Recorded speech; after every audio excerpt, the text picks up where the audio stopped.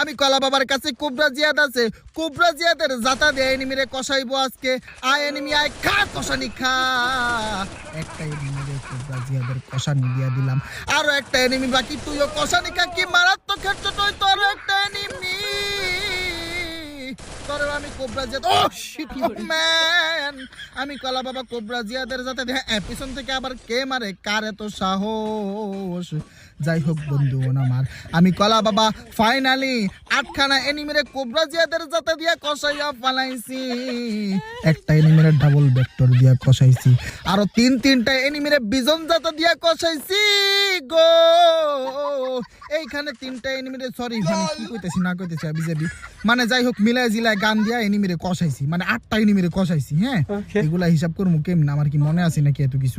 এনিমিরে আর কত বুঝামু, ঝগড়া করিস না, ঝগড়া করিস না। আমি কলা বাবার সামনে ঝগড়া